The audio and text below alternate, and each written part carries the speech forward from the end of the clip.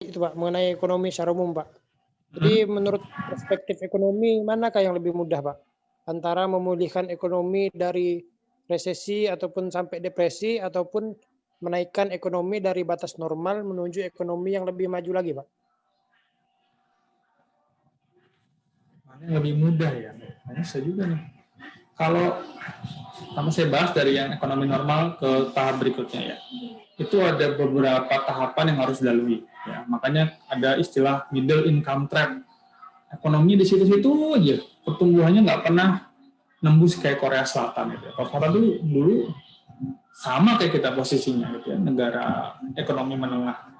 Tapi karena mereka punya terobosan di bidang atau inovasi di bidang teknologi gitu ya, ada lompatan masuk ke negara maju. Nggak gampang juga itu, karena butuh inovasi. Nggak gampang juga. Jadi dari negara-negara so-so aja, yang mungkin kayak negara kita saat ini, bisa sampai ke kayak Singapura gitu misalnya kita sasarannya, atau mungkin kesejahteraannya seperti di Korsel, seperti di Eropa, Australia, itu perlu ada lompatan. Bisa dari investasi gitu ya, kepercayaan internasional tinggi kepada negara kita, bisa juga karena inovasi dari negara kita, itu variabel banyak. Tapi kalau dari resesi, nah ini justru lebih sulit menurut saya. Kenapa? Resesi dalam keadaan apalagi depresi ya. Depresi itu berarti udah prestasi bertahun-tahun gitu ya, atau jurangnya gapnya antara PDB potensial dengan PDB yang realisasi itu jauh banget. Nah, itu mungkin lebih susah. Kenapa? Karena kalau dulu mungkin susah. Ini dari saya pelajari ya. Kalau secara praktek salah atau tidak sesuai mungkin bisa kita obrolin. Jadi kalau dulu itu sebelum adanya UN gitu ya, ketika 30-an di mana terjadi Great Depression di mana-mana, itu belum ada yang bisa bantuin kalau ada suatu negara yang kena resesi. Kenapa? Karena kalau resesi nggak punya uang, ya, gimana negara mau ngasih stimulus kalau negaranya nggak punya uang? Dulu yang minjemin susah. Saat yang ada yang minjemin, khawatir dengan rate-nya yang tinggi. Nah, sekarang kan,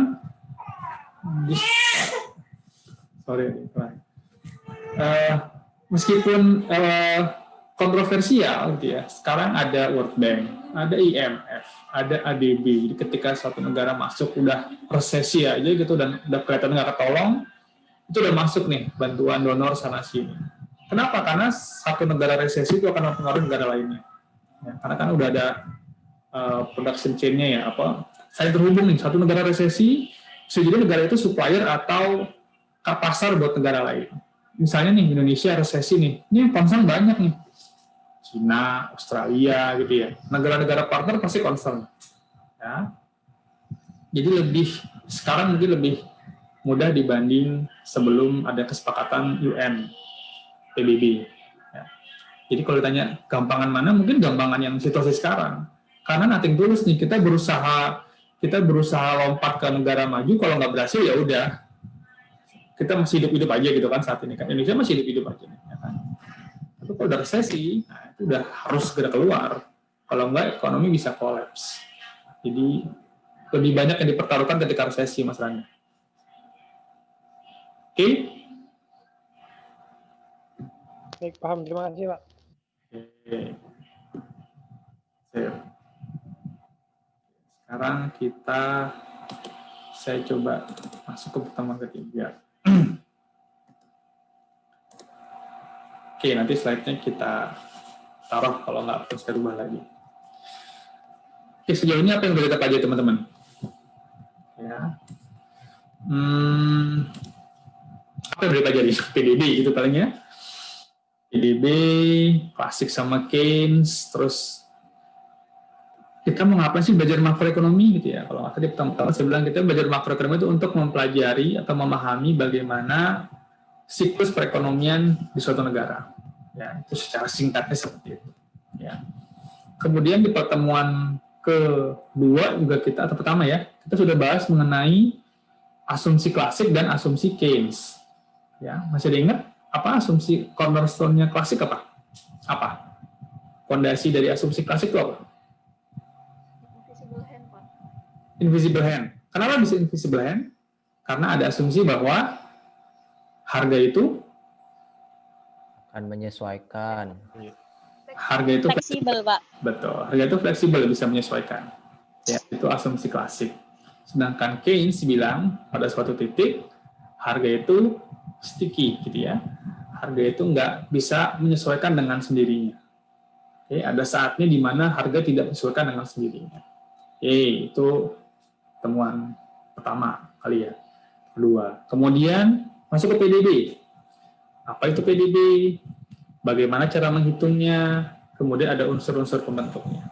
Oke.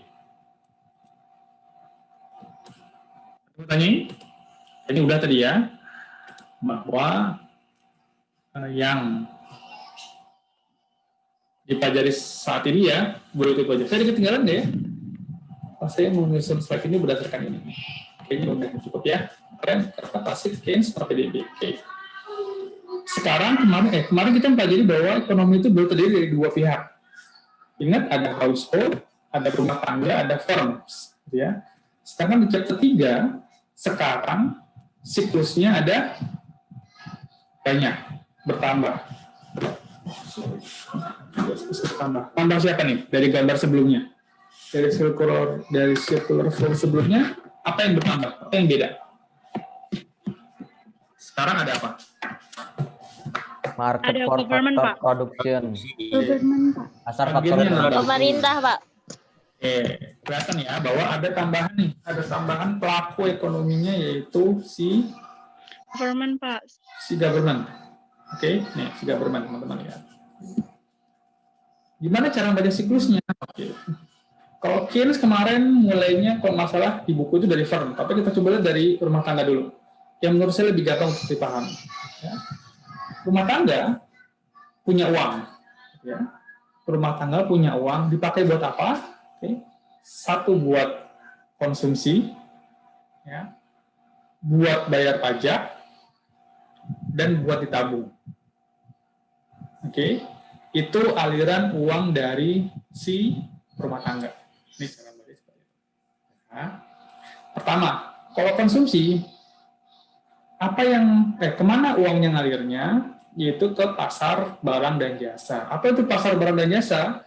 Ya semua jenis pasar ya yang jual barang dan jasa, bisa berupa pasar online ataupun pasar offline.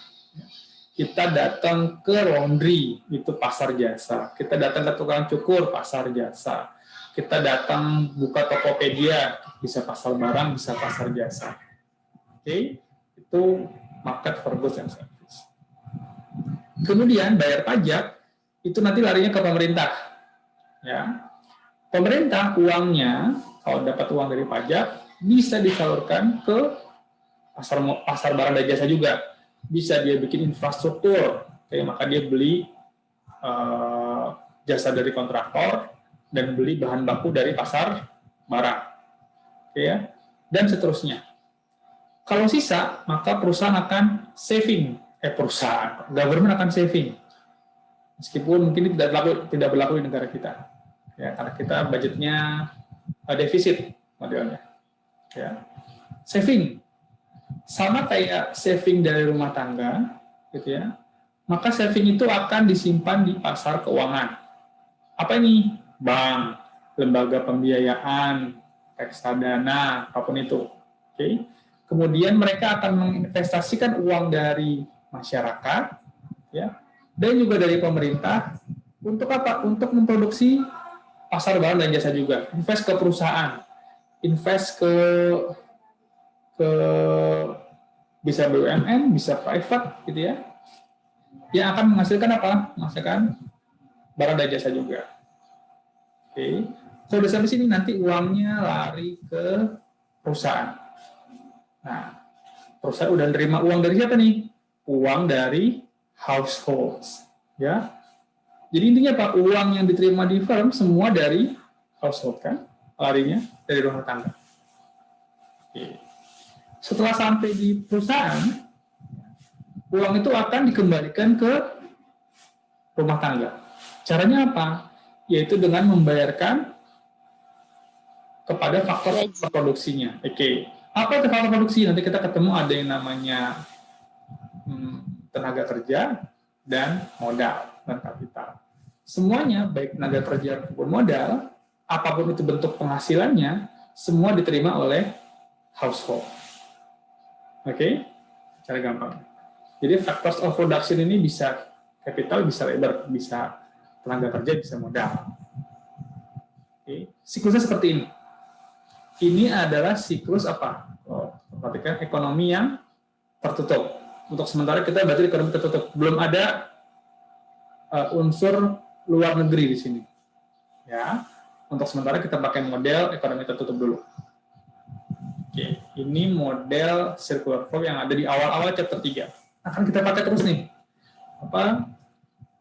Nah, siklus ini. Nanti akan saya tambahkan beberapa kali supaya kita ingat bahwa memang ini yang akan kita pelajari. Memang ini yang akan kita lihat nih di bab 3 ini. Siklus ini. Oke, pada judulnya apa tadi? Judulnya apa sih? How national income is distributed gitu ya. Bagaimana pendapatan nasional itu didistribusikan. Siklus ini menggambarkan apa? Mulai dari belanjanya sampai uangnya balik lagi ke masyarakat. Nanti ada keseimbangannya di mana nih? Nah, itu yang mau kita obrolin di chapter 3. Oke, kita coba pelan-pelan deh. Kalau ada yang nggak pas, kita obrolin lagi. Jadi nanti akan dibahas, itu yang pertama adalah berapa jumlah yang akan diproduksi oleh firm, oleh perusahaan. Ya. Kemudian siapa yang akan mendapatkan uangnya? Siapa yang akan mendapatkan penghasilannya? Siapa yang membeli barang-barang yang dihasilkan oleh perusahaan? Dan di titik mana terjadi keseimbangan? Keseimbangan umum, general equilibrium, biasa kita ngomong seperti itu. Oke, kita ngomongin produksinya perusahaan, siapa yang dapat uang dari apa yang dihasilkan oleh si perusahaan, siapa yang beli barang-barang dari perusahaan, ada di equilibriumnya ada di mana? Equilibrium itu apa sih? Titik temu. Jadi kalau misalnya ada orang tawar-tawar yang mau beli handphone second, gitu ya, yang nawarin bilangnya 3 juta, 2 juta aja deh, kata yang mau beli. 2,7, tawar lagi 2,2, akhirnya ketemu di titik 2,5. Nah, itu equilibrium dalam pengertian sederhana. Oke, titik temunya di situ. Oke, nah, sip. Sekarang apa yang menentukan jumlah produksi? Maka yang menentukan jumlah barang yang diproduksi, ya, yang pertama adalah, sekarang bayangkan teman-teman seorang musisi. Oke, musisi kan nggak perlu input apapun. Maka apa yang teman-teman lakukan jika kalian mau buat output lagu? Maka teman-teman melakukan faktor produksi, gitu ya. Ada gitar mungkin, ada waktu untuk bikin musiknya atau bikin lagunya, ada sound system, ada komputernya, itu faktor produksi. Kemudian apa? Kemudian adalah kita butuh kemampuan untuk merubah si faktor produksi jadi output. Oke, bayang ya. Jadi yang pertama kita butuh faktor produksi, yang kedua kita butuh kemampuan untuk merubah input jadi output. Kalau cuma ada di situ aja, ya kan? Kalian punya waktu, kalian punya gitar, kalian punya software komputer buat ngedit, punya suara yang bagus atau apapun itu ya, tapi nggak punya kemampuan untuk merubah jadi lagu, ya udah nggak akan jadi output. Ya, jadi ada dua yang diperlukan, yaitu faktor produksi dan kemampuan untuk merubah si faktor produksi ini jadi output. Ya. Semoga mudah dimengerti. Gitu ya. Oke. Biasanya kalau di kelas pada ngangguk-ngangguk. Saya nggak bisa ngangguk-ngangguknya. Apa nih faktor produksi yang paling sederhana atau yang dijelaskan dari buku MenQ, yaitu capital dan labor, ya, modal dan tenaga kerja. Sebenarnya bukan sepenuhnya modal seperti yang kalian bayangkan ya. Kapital itu sebenarnya mesin, terus gedung, kemudian komputer, oke, hal-hal seperti itu ya. Ini seperti aset yang digunakan untuk memproduksi suatu output. dan juga tenaga kerja. Tenaga kerja ini biasanya kalau sudah kita ngobrolin mengenai prinsip ekonomi, maka yang dimaksud dengan tenaga kerja ini adalah waktu. Waktu yang dihabiskan oleh individu ya untuk aktif di pasar tenaga kerja. Ya, ngomongnya waktu. L. Oke. Nah, masuk fungsi produksi. Apalagi nih, ya. Gimana ngomongnya nih? Kita sambil makan nasi uduk, bingung ngomongnya gimana. Oke, ya. Gampangnya gini, ini adalah output, gitu ya. Y itu output. Oke. Output itu merupakan fungsi dari capital dan labor. Ya. F-nya apa? Fungsi. Oke, kalian pasti sudah pernah belajar matematika kan? Ya. Y merupakan fungsi dari X. Oke. Pernah belajar seperti ini kan di SMA? Teman-teman ada yang selain SMA, mungkin SMK, ketemu nggak rumus matematika model kayak gini? Ada yang belum pernah melihat? Yang ngomong yang nggak pernah melihat ya? Ada yang nggak pernah ketemu model seperti ini sama sekali? Udah semuanya? Ya. Alhamdulillah, Pak. Hah? Alhamdulillah sudah, Sudah, Pak. sudah. Oke, alhamdulillah. Oke. Jadi nggak masalah ya. Bahwa Y itu merupakan fungsi dari K dan L. Jadi persamaannya mungkin macam-macam gitu ya. Oke, kalau kita ngomongin persamaan, kita ngomong matematik, bisa jadi dia 4K tambah 5L dan seterusnya. Ya, bahwa Y itu ditentukan oleh fungsi yang unsurnya adalah kapital dan labor. Oke. Kemudian umumnya suatu fungsi produksi ini punya properti itu apa ya? Punya ketentuan bahwa dia punya ketentuan namanya constant return to scale.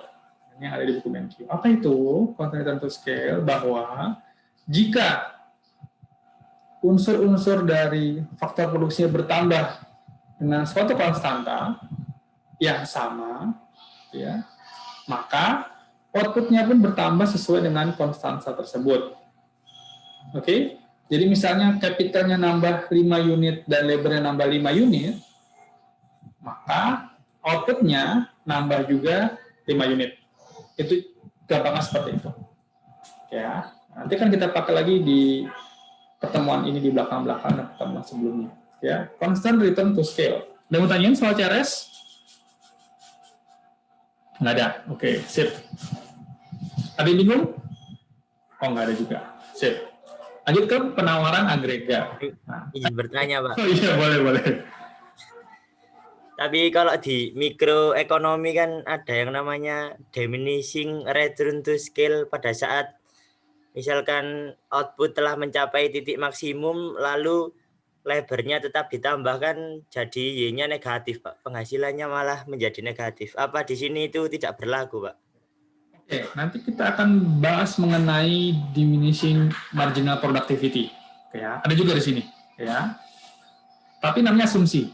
Namanya asumsi constant return to scale. Diasumsikan bahwa jika dua-duanya nambah terus, gitu ya, capital nambah, labor nambah terus, gitu ya, maka Y-nya juga bertambah terus. Ya. Bisa nggak bertambah menurun? Biasanya itu tidak terjadi di asumsi constant return to scale. Oke. Kecuali K-nya doang yang nambah atau L-nya doang yang nambah. Nah, itu nggak terpenuhi itu konsep dari constant return to scale. Oke.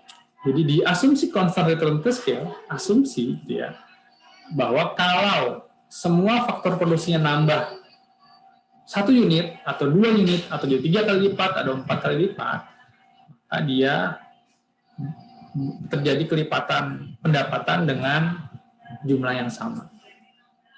Oke, asumsi itu ada, tapi yang dipakai sekarang adalah asumsi constant return to scale. Oke, siapa tadi yang nanya? Ya, Pak. Saya, Pak. Ya, soalnya saya nggak bisa ngelihat mukanya. Karena Yofi, Pak. slide doang di saya. Oh, siap, Mas Yof. Oke, apakah pada suatu titik pendapatan bisa jadi diminish gitu ya, produktivitasnya? Oh bisa aja, kalau nanti kita ngomongnya sudah teknologinya udah nggak dapat nih. Mau ditambah seberapa banyak pun capital sama labor, kalau teknologinya nggak dapat, ya nggak akan nambah. Tapi nanti dulu, ya kita belum masukin unsur teknologi di sini. Ya kita baru ngomong capital sama labor. Oke, kalau capital labor nambah, maka Y-nya nambah. Oke. Yang lain?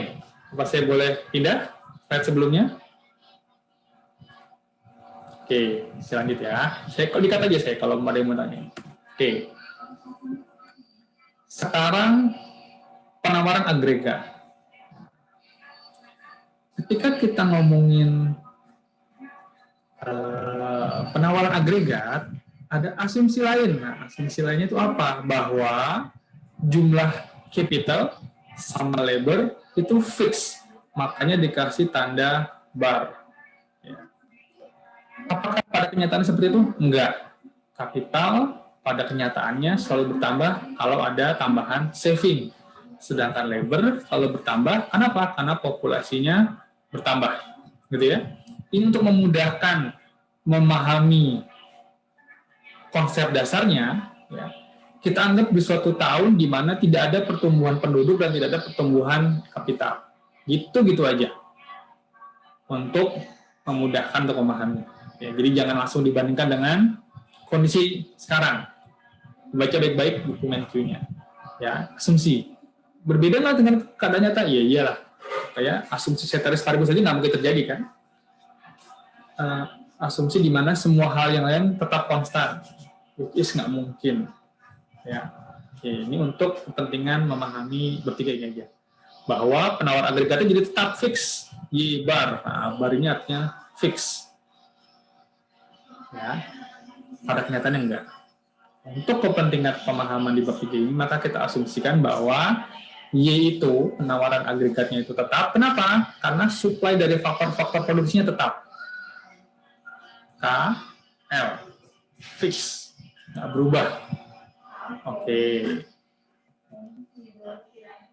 Sekarang, kalau di bukunya MenQ, setelah kita memahami tadi ada konsep CRS, gitu ya, dan fixed supply of factor production, gitu ya. Asumsi dua tadi ada CRS, yang kedua adalah faktor-faktor produksi yang tetap. Sekarang yang pertama kali dibahas di buku MenQ adalah mengenai bagaimana atau berapa jumlah yang diproduksi oleh firms, gitu ya. Jadi firms itu tadi dipengaruhi oleh apa?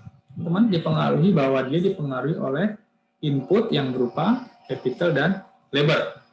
Ya. Oleh karena itu jumlah yang diproduksi oleh firm Y itu merupakan fungsi dari K dan L. Berapa besarannya? Karena K dan L-nya diasumsikan fix, maka jumlah barang yang diproduksi oleh firms itu tetap sebesar Y bar. Oke, sampai sini dulu. Bingung? Saya mesti ngomong dari mana nih? Mohon izin Pak, tanya Pak. Ya, silakan. Izin bertanya Pak. Ya. Berarti ini tadi masih menyambung dengan asumsi tadi ya Pak, bahwa jumlah yang diproduksi itu penawarannya tetap gitu Pak ya. Berarti jumlah produksinya selalu tetap gitu Pak. Apakah seperti itu Pak? Kita membahas suatu titik, gitu ya, suatu masa di mana kapital sama labornya, capital sama labor tetap. Ya. Apa yang terjadi kalau capital sama labor tetap? Dengan asumsi constant return to scale, gitu ya, bahwa kalau nggak ada penambahan jumlah capital sama labor, maka output nggak akan berubah kemana-mana. Maksudnya itu gitu, Mas.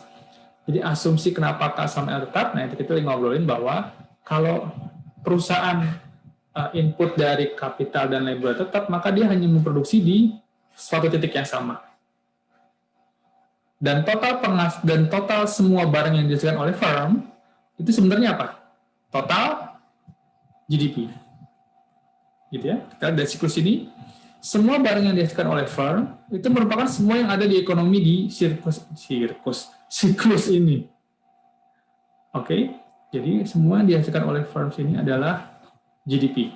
Jadi dalam yang kita bahas di sini, kita ngomong bahwa kalau firm inputnya tetap, ya, kalau perusahaan inputnya tetap, faktor output yang tetap, maka di outputnya juga tetap. Karena firm hasilnya hanya sebesar Y bar, maka GDP ya sebesar Y bar itu, sorry. Oke, gimana, Mas? Siapa tadi? Apalagi mau dikonfirmasiin? Mungkin bisa mewakili teman-teman yang lain juga yang pengen nanya. Sampai sini oke? Oke, Pak. Oke, makasih. Tanya ada yang jawab. Kalau ada yang masih pengen nanya aja. Kan mukanya nggak kelihatan sama saya. Teman-teman juga mungkin nggak ngeliat mukanya. Nggak usah nyebut nama juga nggak apa-apa. Oke, langsung gitu. Jadi nggak bisa dilihat sama teman-teman yang mungkin kalau ngerasa nggak ada pertanyaan yang konyol. Oke, saya yakin yang nggak nanya pun pengen nanya hal yang sama sebenarnya. Cuman nggak pede aja. Jadi nanya aja, nggak masalah. Oke, sampai sini sudah kita sama-sama sepaham ya bahwa asumsinya adalah K dan L tetap, ya.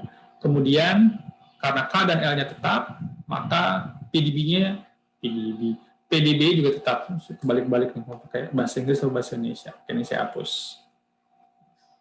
Setelah kita tahu bahwa perusahaan ngasih output yang tetap, artinya apa? Artinya barang di pasaran supply-nya tetap, gitu ya. Siapa nih?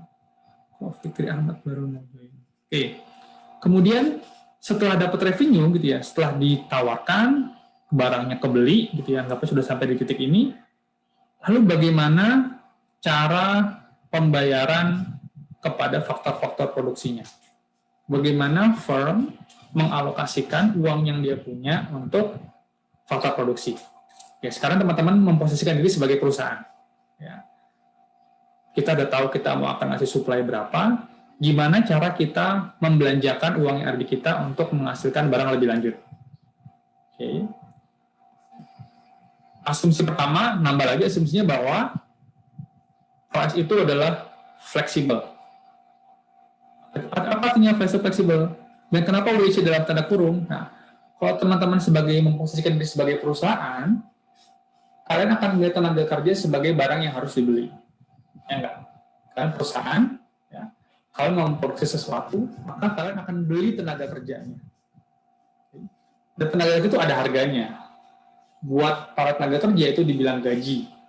Buat perusahaan itu seakan-akan harga yang harus dibayar untuk mendapatkan tenaga kerja tersebut.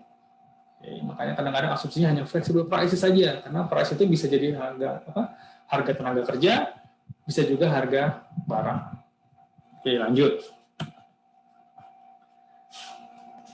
Karena tadi kita sudah pelajari bahwa total output itu sama dengan total income, ya.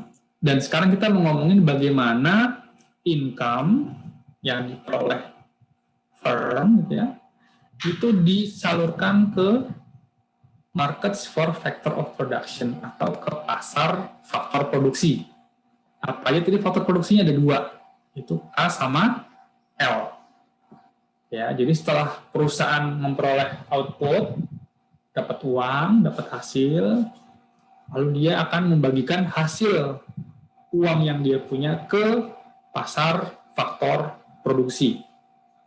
Apa aja yang mempengaruhi cara untuk mengalokasikan uang tersebut?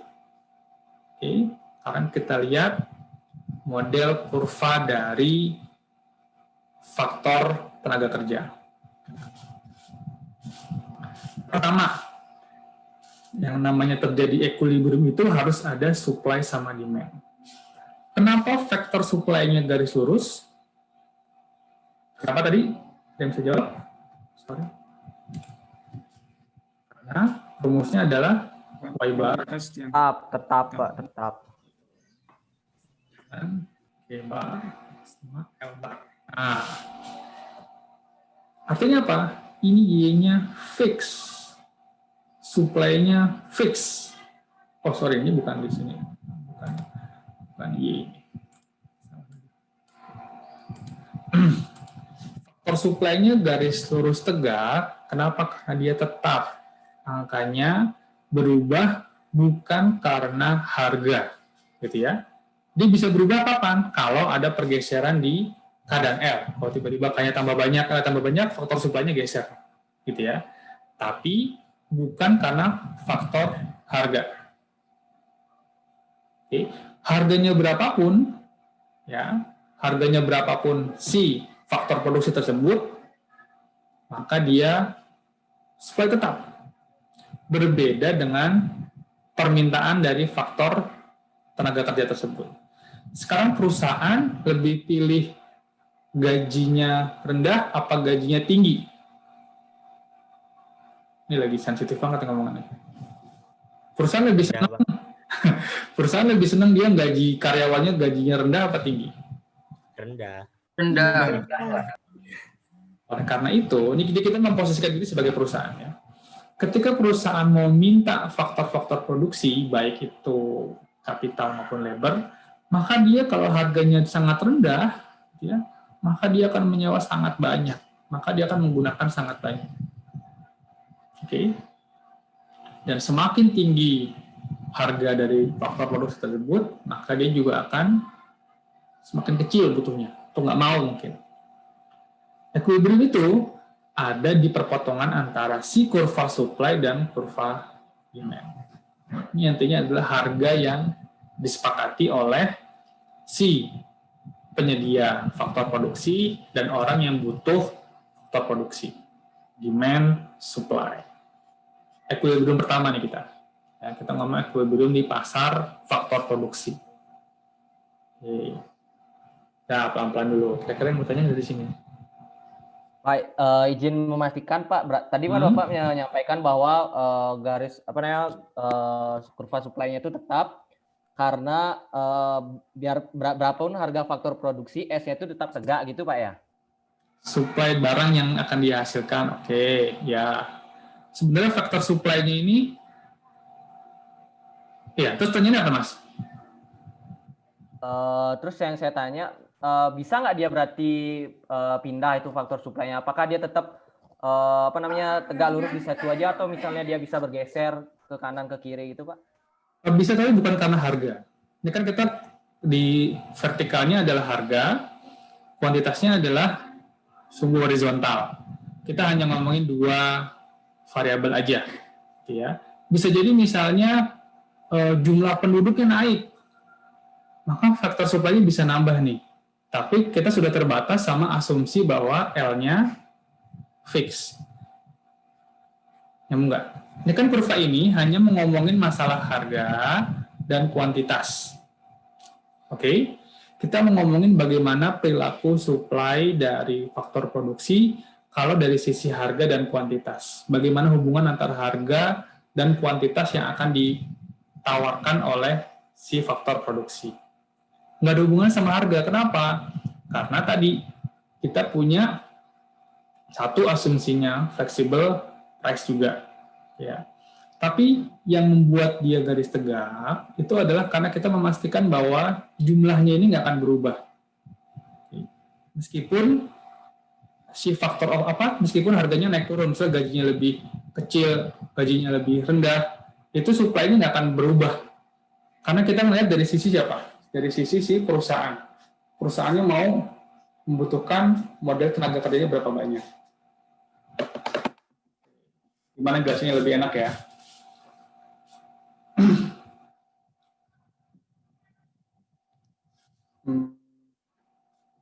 Sebenarnya karena ini sih Mas ya, kenapa dia nggak berubah itu, ya?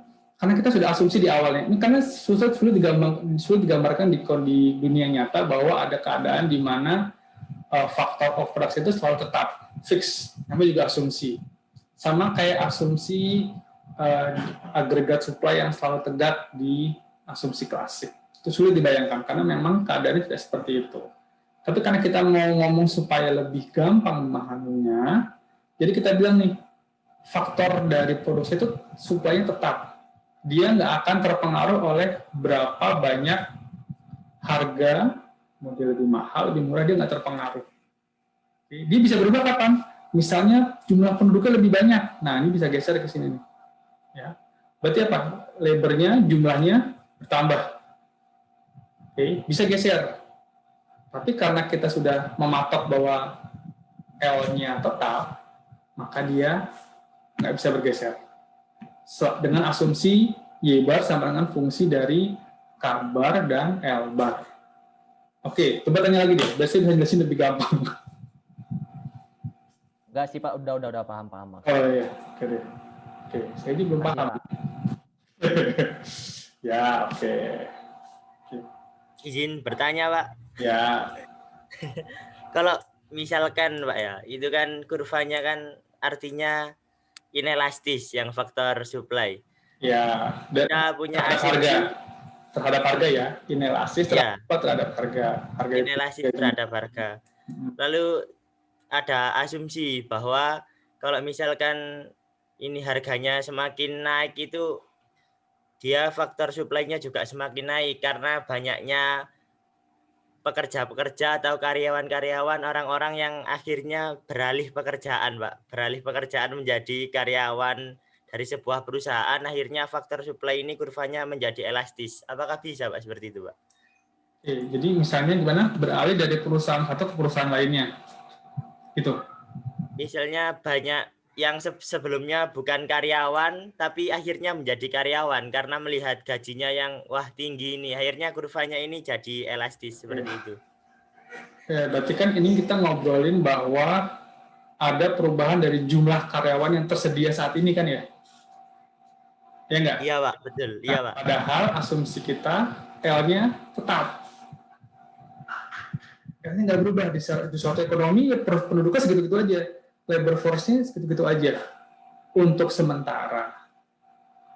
Oke? Untuk sementara, faktor ketersediaan tenaga kerjanya, faktor produksinya, kita ngomongnya labor-nya ya, untuk sementara nggak berubah. Kenapa? Karena sudah kita pastikan bahwa sudah kita asumsikan bahwa faktor produksi tidak berubah. Kalau memang kondisinya seperti itu, ya tentu saja bentuk kurvanya nggak garis lurus kayak gini nih. Karena artinya nanti bisa berpengaruh dengan harga atau dengan jumlah gaji ditawarkan. Kan gitu nih. Kalau jumlah gaji ditawarkan semakin tinggi gitu kan, maka masyarakat akan berlomba-lomba masuk ke pasar tenaga kerja. Kan harusnya gitu nih. Harusnya kan secara logika, kalau gajinya rendah, orang-orang nggak mau kerja. Tapi kalau gajinya tinggi, maka orang-orang akan masuk ke tenaga kerja. Kan kira-kira gitu. Contohnya gampang adalah dulu sebelum ada Gojek, banyak orang yang udah lebih milih, ya udahlah nggak usah kerja aja lah, gitu kan ya, santai-santai di rumah, ngojek cuma 2 jam aja itu udah bisa ngidupin rumah tangga, gitu kan ya. Antar anak sekolah, jemput anak sekolah. Ini contoh yang saya temukan di kehidupan sehari-hari. Tapi begitu ada Gojek, gitu ya, karena rate per hour-nya, karena jumlah gaji per jamnya ditawarkan sangat tinggi, orang yang tadinya dalam tanda kutip gak masuk ke pasar tenaga kerja, cuma nganterin anak tetangga, jemput doang, sekarang kan dia nggak kerja, akhirnya jadi masuk ke tenaga kerja. Harusnya kan seperti itu. Kalau gaji yang ditawarkan lebih tinggi, ini price ini kan berarti gaji ya, karena ini adalah harga dari tenaga kerja. Kalau harganya makin tinggi, orang-orang akan masuk ke pasar tenaga kerja. Mungkin seperti itu maksudnya Mas Yofi. Tapi sayangnya, Iya, Pak, seperti Gojek seperti itu ya, Pak. Betul, Pak. sayangnya di gambar ini nggak seperti itu. Kita ngomongin bahwa labornya tetap, nggak geser dulu nih untuk sementara nih. Oke, karena supply dari K dan L tetap. Kenapa? Karena kita mau melihat bahwa nanti kan kita ketemu di akhir dari pembahasan bab ini bahwa kenapa GDP-nya mau kita patok tetap dulu untuk memudahkan analisis kita. Analisis kita hanya mau ngomong satu variabel aja di pertemuan kali ini. Yang lain akan kita anggap konstan. Banyak sekali nanti ada variabel-variabel yang kita anggap konstan di sini. Salah satunya yang pertama adalah capital dan labor. Untuk sementara, kalau boleh saya ngomong, telan aja dulu. Gitu ya. Kenapa? Karena ini asumsi yang sulit dipahami, tapi karena kita emang lagi nggak pengen ngomongin capital sama labor. Nanti kalau ketika kita ngomongin labor, makanya kenapa labor ini seru banget, ya, karena memang bahkan ada satu cabang ekonomi ini ngomong labor economics. Gitu ya. Karena berfluktuasi, macam-macam pengaruhnya, culture, gaji, habit, jumlah tempat hiburan di dunia, macam-macam. Ya. Tapi untuk sementara, supaya lebih gampang, kita ngomong bahwa orang itu doang. anggapnya cuma ada 10 orang lah di perekonomian ini. Jadi nggak akan kemana-mana. Faktor supply-nya fix, sedangkan faktor demand-nya tergantung perusahaan. Perusahaan kalau si perusahaan mau mengharapkan gajinya dari tenaga kerjanya rendah, dia akan bisa hire banyak, dia akan minta banyak. Tapi kalau gajinya mahal, dia akan minta sedikit. Oke. Masih bingung ya? Nanya dong, biasanya bisa punya sudut pandang lain nih untuk menjelaskan nih. Coba lanjut deh Pak. Coba Oke, lebih siap. pikirannya. Oke. Kak, saya izin bertanya. Iya, boleh. Ya. Ini grafik dalam pasar tenaga kerjanya ini ya, Pak ya? Ini bukan tenaga kerja sebenarnya sih, factor of production. Salah satunya tenaga kerja. Kan ada K, ada L. Dalam perusahaan itu sendiri ya, Pak? Ini di perekonomian. Jadi demand ini adalah demand permintaan tenaga kerja oleh perusahaan. Oke, ini saya gambarkan dengan saya nanti laser point. Ini adalah permintaan. Misalnya kita ngomong tenaga kerja aja, ya, misalnya ya, meskipun ini ada tenaga kerja dan ada kapital. Ini adalah kurva permintaan tenaga kerja oleh perusahaan, dan ini adalah kurva suplai tenaga kerja dari household. Baik. Ya. Terima kasih. Kenapa tegak? Karena household-nya fix. Kita anggap labor tetap. Oke. Coba geser ya. Geser ke gambar berikutnya. Sekarang, nah ini, permintaan faktor produksi, kita tahu bahwa perusahaan selalu maximize profit. Gitu ya. Kemudian kalau nggak salah, teman-teman juga belajar mengenai pasar kompetitif, pasar persaingan sempurna di mikro apa di pengantar ekonomi ya? Mikro kali ya? Masih ingat pasar kompetisi sempurna? Atau pasar persaingan sempurna? Iya, Pak. Jadi bahwa perusahaan itu kecil banget dibanding suatu perekonomian. Ya. Dia mau produksi banyak, dia mau produksi kecil, dia tidak bisa mempengaruhi harga secara langsung. Ya, pasar kompetitif. Ya. Jadi jual dikit nggak langsung bikin harga naik, jual banyak juga nggak langsung bikin harga jatuh. Gitu ya. Maka profitnya itu merupakan harga barang dikali output. Nah, ini kan tadi ini sebenarnya Y itu sama dengan fungsi dari K dan L. Gitu ya. Harga dikali output dikurangin gaji dikali jumlah tenaga kerja, gitu ya. Dikurangin biaya untuk beli atau nyewa kapital dikali jumlah kapital yang digunakan. Oke. Nah, perusahaan akan berusaha sebisa mungkin untuk maximize profit. Jadi untuk memaksimalkan persamaan ini. Cari fungsi di mana perusahaan bisa mendapatkan profit maksimal, ya. Rumusnya seperti ini. Harga dikali total output kurang gaji kali jumlah tenaga kerja dikurang rem itu jumlah tarif sewa kapital dikali jumlah kapital. Ya. Gampang ya. Dan ini masuk akal. Perusahaan pasti akan maksimisasi profit. Dia cari di mana jumlah penjualannya. Ini kalau di akuntansi mungkin kita ngomong ini omset, gitu ya. Ini biaya. Omset dikurangi biaya. Perusahaan kan selalu berusaha untuk maksimisasi profit ini. Nanti ini ada kaitannya dengan berapa jumlah tenaga kerja dan kapital yang akan digunakan oleh si perusahaan. Kenapa? Karena fungsinya adalah K, L, K. Perusahaan akan mencari titik di mana dia profitnya paling banyak. Oke. Nah, sebelum itu kita mungkin ada hubungannya dengan diminishing productivity. Ada istilah namanya marginal productivity of labor. Apa sih? Ini sih intinya cuman tambahan, gitu ya kalau bahasa gampangnya. Tambahan output, ya. Kalau satu tenaga kerja, satu karyawan ditambahkan. Oke. Jadi marginal productivity of labor itu adalah jumlah output jika labornya ditambah 1 dikurang jumlah output kalau pakai labor yang saat ini ada. Jadi perusahaan akan melihat nih, kalau saya nambah satu labor lagi, saya nambah satu karyawan lagi, berapa tambahan output yang saya peroleh? Gitu ya. Oke? Oke, itu definisi dari MPL, marginal productivity of labor. Jika dengan asumsi apa? Asumsi K-nya tetap. Nah, ini kita hanya ngomongin si labornya aja. Marginal productivity of labor itu adalah tambahan output kalau ada tambahan 1 unit tenaga kerja. Bisa jumlah orangnya, bisa jumlah jamnya. Ya, dengan asumsi kapitalnya fix. Itu gambarnya. Ya, kemiringan kalau di matematik mungkin ya, bahwa MPL itu adalah jumlah tambahan output, gitu ya, jika labornya bertambah 1 unit.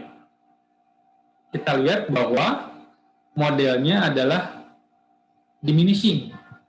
Ya, makin lama tambahan outputnya semakin ke sini, kita lihat tambahan outputnya semakin kecil kalau kapitalnya tetap, ya kan? Bayangin gambar apa, teman-teman coba bayangkan keadaan seperti ini. Ini keadaan di mana ada 6 orang bekerja, semuanya punya satu kapital, komputer misalnya kapitalnya. Oke. Jadi 6 orang ini bekerja dengan 6 uang komputer. Jadi komputernya 6, kapital 6, labornya 6. Oke. Nah, ini outputnya dihasilkan output yang baik, efisien lah. Oke. Lalu bagaimana jika ternyata 2 orang yang di sini ikut kerja nih? Nah, bagaimana kalau 2 orang yang di belakang ya ikut kerja? Ada 8 labor, tapi capital fix, hanya ada 6 komputer. Nambah nggak outputnya? Nambah nggak kira-kira outputnya? Berkurang, Enggak, Pak, karena rebutan. Malah berkurang. Apakah outputnya berkurang? Karena Nambah rebutan tapi tidak komputer signifikan, Pak ya. terus bertengkar, Pak. Oke. Jadinya nggak kerja. Ceritanya banyak lah ya, ceritanya banyak ya. Apalagi ini mbak-mbaknya pakai UKM sih lagi kerja nih kan, nggak bener nih. Jadi maksudnya ya, ini kalau 2 orang ini bertambah, kalau 2 orangnya akan bekerja di sini, harusnya outputnya nambah. Logikanya. Dia mungkin bantuin mensupervisi 3 orang yang di sini, gitu ya. Yang di sini mensupervisi 3 orang di sini. Ngasih arahan nih. Ini kurang pas nih desain brandnya atau apa. Mungkin akan bertambah. Outputnya akan bertambah. Ya. Tapi jumlah outputnya ya bertambahnya mungkin tidak sebagus penambahan kalau dibarengi dengan penambahan capital. Oke. Misalnya satu orang dengan satu komputer bisa menghasilkan misalnya 1 laporan per hari, maka 6 orang dengan 6 komputer ada 6 laporan per hari. Oke. Maka dengan penambahan 2 orang tanpa komputer, mungkin hanya jadi 7 laporan per hari. Kenapa? Karena yang 2 nggak bisa megang komputer nih. Dia hanya bisa ngasih tahu. Mungkin mempercepat kerjaan 6 orang yang lainnya. Oke, sampai sini dipahami? Paham. Oke, Mbak. sekarang bayangkan apa yang terjadi kalau seperti ini. Ruangannya semakin kecil, komputer yang nggak ada, orangnya banyak. Asumsikan tadi, dengan pertambahan labor yang semakin banyak, tapi capitalnya tetap, maka lama-kelamaan mereka semakin tidak produktif. Bukan outputnya turun, ya, tapi dia semakin tidak produktif. Bisa jadi nggak ngobrol, bisa jadi gangguin yang kerja. Itu kalau kita ngomongin komputer, setidaknya kalau nggak ada komputernya mereka nggak bisa memproduksi laporan. Paling cuma ngasih tahu, ini kurang bener nih, ini tambahin ini, tambahin ini, tambahin itu. Oke? Oke.